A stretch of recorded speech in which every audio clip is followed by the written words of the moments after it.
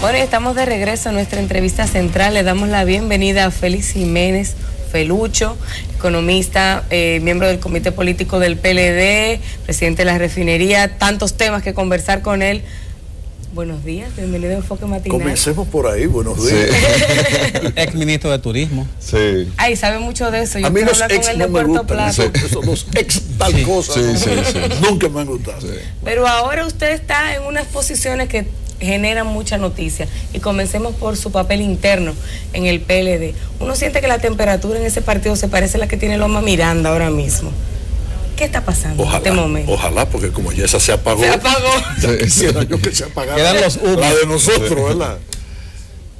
¿Qué puede pasar? ¿Cómo está la temperatura interna? ¿Qué procesos hay? ¿Se está negociando algo? ¿Se ve una salida a este tranque? La situación por la que pasa el Partido de la Liberación Dominicana solamente puede tener una de dos salidas.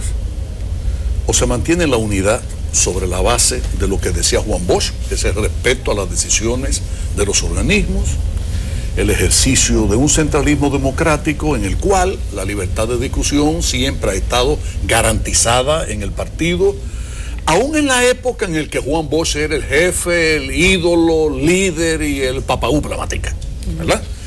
Contrario a lo que alguna gente pensaba, permitía una libre discusión en el seno del comité político y en el partido de la mejor manera. Pero una vez tomada una decisión, ya eso es irrevocable. Yo quiero decirles a ustedes esto para hacer algo de historia. Cuando Juan Bosch llegó al país en el año 61, al año siguiente se dio la convención del PRD que lo escogió a él primero candidato a la presidencia. Y luego el pueblo dominicano lo eligió presidente de la República.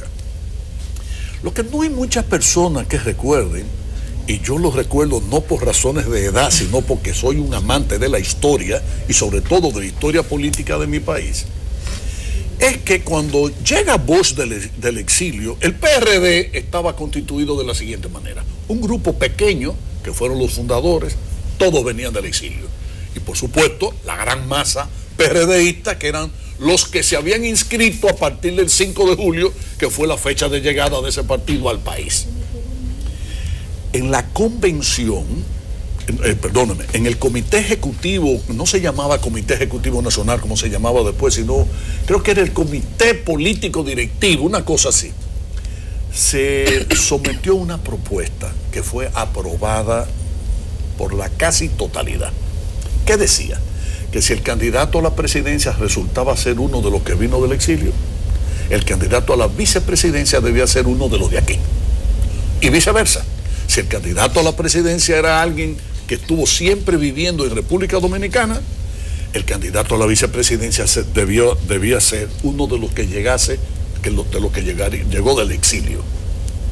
¿Y qué pasó? Que eligen a Juan Bosch, candidato a la presidencia, y Buenaventura Sánchez, que después fue su ministro de Educación, que desde el exilio venía hablando de que la partera que asistió a su madre cuando lo alumbraron a él, cuando él nació, le había dicho a su madre que este niño va a ser presidente de la República. La gente cree que Juan Bosch lo quita, o el PRD lo quita de candidato a la vicepresidencia porque Juan Bosch se sintió amenazado. Sí. Si yo tengo un vicepresidente, lo que el niño viene con la idea de que quiere ser presidente, eso me envenena. Era un decir. Sí. Y no era así. Era que había que cumplir una resolución. ¿Por qué se adopta esa resolución? O por conveniencia política. Ya yo veo por dónde viene esa anécdota. No, ok. Juan Bosch entonces, ¿qué hizo? Comenzó a hablar, a rebelarse y a insubordinar a nadie. Se fue a su casa. Era el candidato a presidencia, pero se retiró a su casa. Hasta que la dirección del partido convoca entonces una asamblea adicional de la convención, y en la que sale el escogido, el doctor Segundo Armando Tamayo, como candidato a vicepresidente en sustitución de Buenaventura Sánchez. Eso, da cuenta de eso Juan Bosch en uno de los artículos que aparece publicado en uno de sus libros denominado 33 temas políticos, en el cual, por cierto, también habla de la función del líder. Y como característica esencial de la función del líder está en que el líder debe recoger el sentir de la mayoría y expresar la esencia de sus opiniones. Fíjense ustedes qué cosa, ¿eh? De allá para acá ha llovido mucho. Eso fue en el año 62. Ya estamos en el 2015. Han pasado en consecuencia 53 años en los cuales han habido muchas crisis, de las que Juan Bosch participó siendo presidente del PRD y luego siendo presidente del PLD.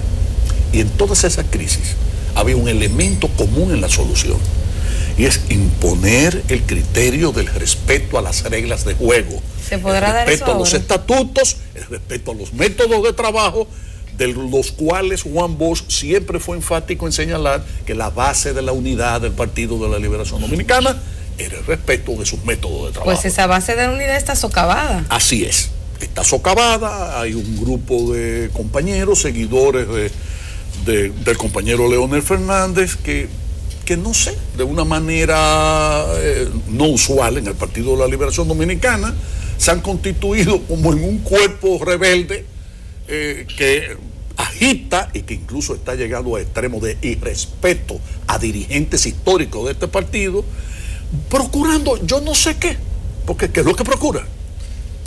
Que Leonel sea candidato. Para que Leonel sea candidato debe ser primero precandidato.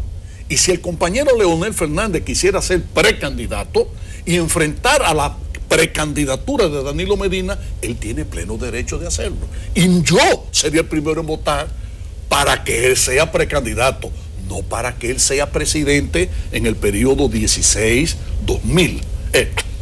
o sea, 2016-2020.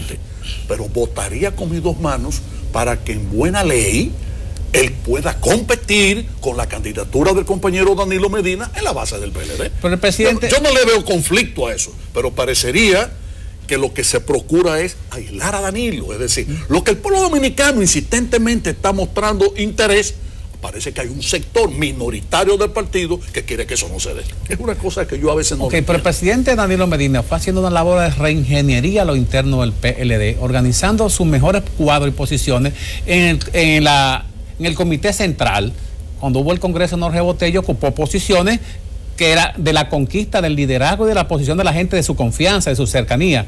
En el comité político también se aumentó a cerca de 11 más personas en aquellas reuniones que parecía una logia impenetrable. Entonces consiguió una mayoría en un lugar y otra mayoría en otro lugar. Entonces da la impresión desde afuera, lo que no hacemos esa vida partidaria, de que Danilo tiene mayoría en el comité central, en el comité político, quizá en las bases del mismo PLD. Ahora, hay un fallo de origen en la reunión de Juan Dolio. ¿Cuál?